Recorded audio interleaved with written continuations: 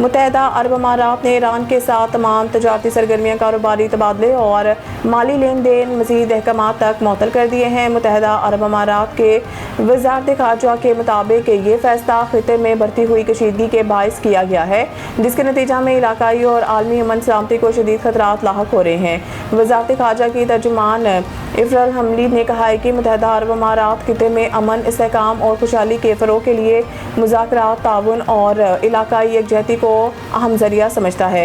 ये फ़ैसला ऐसे वक्त में सामने आया है जब मुत्तहदा अरब अमारात और ईरान के दरमियान कशीदगी में एक बार फिर इजाफा हुआ। इमारती हुकाम ने हालिया दिनों में ईरान की जानिब से बैलिस्टिक मिसाइल दागे जाने का दावा भी किया है, ताहम ईरान ने इस इल्ज़ाम की तरदीद की है। मुत्तहदा अरब अमारात का कहना है कि वो बैनुल अक़वामी क़वानीन और आलमी मालियाती निज़ाम के तहफ़्फ़ुज़ के लिए अपने इक़दाम जारी रखेगा। ट्रंप का ईरान से मुज़ाकरात न होने का ऐलान, खुफिया राब्तों को तरदीद। ईरान के पास दौरान इनकलाब के साथ मुबैना खुफिया राब्तों के इत्तलात सामने आने की एक रोज़ बाद अमरीकी सदर डोनाल्ड ट्रंप ने वाज़ेह किया कि इस वक्त ईरान के साथ ना कोई मुज़ाकरात जारी हैं और ना ही किसी बातचीत का शेड्यूल तय किया गया है। ट्रंप ने सोशल मीडिया पर जारी बयान में कहा है कि इस्लामी जमहूरिया ईरान के साथ फ़िलहाल कोई बातचीत या मुज़ाकरात नहीं हो रहे और ना ही मुस्तक़बिल में करीब में किसी मुज़ाकरात का शेड्यूल है। दूसरी जानिब ईरान के पास दौरान इनकलाब ने भी अमरीकी हुकाम के साथ बराह रास्त राब्तों से मुतालिक ट्रंप के दावे को मुस्तरद कर दिया। ईरानी हुकाम का कहना है कि पास दौरान इनकलाब और अमरीकी हुकाम के दरमियान कोई मुज़ाकरात जारी नहीं है। सुप्रीम कोर्ट का बानी पीटीआई को शिफा इंटरनेशनल मुंतकिल करने का हुक्म। सुप्रीम कोर्ट ने बानी पीटीआई को इलाज और मुकम्मल तिबी मुआयने के लिए 2 रोज़ के अंदर शिफा इंटरनेशनल अस्पताल मुंतकिल करने का हुक्म दे दिया। अदालत ने बानी पीटीआई के तिबी मुआयने के लिए शिफा इंटरनेशनल अस्पताल की मुशावरत से ख़ुसूसी मेडिकल बोर्ड तश्कील देने की भी हिदायत की। अदालत की तहरीरी हुक्म के मुताबिक मेडिकल बोर्ड में मुतल्लिका माहिर डॉक्टर के अलावा डॉक्टर उस्मा खान और बानी पीटीआई के ज़ाती मौलिज को भी शामिल किया जाएगा। बानी पीटीआई का मुकम्मल मेडिकल रिकॉर्ड, तमाम टेस्ट रिपोर्ट्स और इलाज की तफसीलात भी अदालत में पेश करने का हुक्म दिया गया। सुप्रीम कोर्ट ने बानी पीटीआई की अहल खाना से हफ्तावार मुलाकात और बेटों से हफ्ते में 2 मरतबा टेलीफोनिक गुफ्तगू की भी इजाज़त दी है। ताहम मुलाकातों के बाद सेहत से मुतालिक मालूमात मीडिया पर आवाम के साथ शेयर करने से गुरेज की हिदायत की गई है।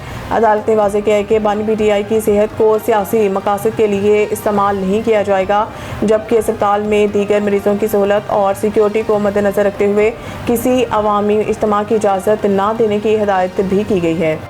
रावलपिंडी में मूसलाधार बारिश, नाला लई में तुग़यानी नशीबी इलाके ज़ेरे आब। रावलपिंडी शहर में सुबह सवेरे होने वाली मूसलाधार बारिश के बाद मुख्तलिफ इलाकों में बरसाती नाले बिफर गए, जबकि कई नशीबी आबादियों और सड़कों पर पानी जमा हो गया।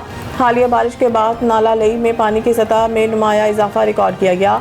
जान कॉलोनी, शाले वैली, पीपल्स कॉलोनी और राजा अकरम कॉलोनी समेत कैंट के मुतअद्दिद इलाकों में बारिश का पानी दाखिल हो गया, जबकि पीर बधाई, सादिकाबाद और मुस्लिम टाउन में भी सड़कें ज़ेरे आब आ गई। नाला लई में पानी की सतह खतरनाक हद तक बुलंद होने पर शहरियों में तशवीश पाई जाती है।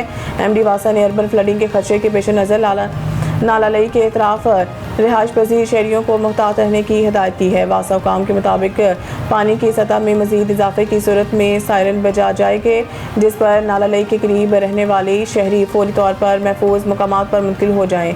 दूसरी जानिब गुजरात, नारवाल और शकरगढ़ में भी मूसलाधार बारिश से नशीबी इलाके मुतासर हुए। गुजरात में मुतअद्दिद गलियाँ और सड़कें ज़ेरे आब आ गई, जबकि बाज़ मकामात पर बारिशी पानी घरों में दाखिल होने के इतलात हैं। रावलपिंडी, नारवाल और शकरगढ़ के इलाकों में भी बारिश का सिलसिला जारी रहा। इंग्लैंड के खिलाफ पहले टेस्ट से कबल पाकिस्तान को बड़ा धचका, बाबर आजम आउट। इंग्लैंड के खिलाफ पहले टेस्ट से कबल पाकिस्तान क्रिकेट टीम को बड़ा धचका लग गया। कप्तान बाबर आजम दाएं हाथ की इंजरी के बायस पहले टेस्ट से बाहर हो गए। इनकी गैर मौजूदगी में सलमान अली आगा पहली मरतबा टेस्ट मैच में पाकिस्तान की क़यादत करेंगे। पाकिस्तान के हेड कोच सरफराज अहमद के मुताबिक बाबर आजम के हाथ में तकलीफ है और मेडिकल टीम इनके इंजरी का जायजा ले रही है। ताहम उम्मीद है कि वो दूसरे टेस्ट के लिए दस्तयाब होंगे। सरफराज अहमद ने कहा कि टीम ने सीरीज़ की तैयारी के लिए भरपूर मेहनत की है। प्रैक्टिस मैच में कामयाबी के बाद खिलाड़ियों का मोराल बुलंद है और टीम इंग्लैंड के खिलाफ कामयाबी के लिए पुरुम्मीद है।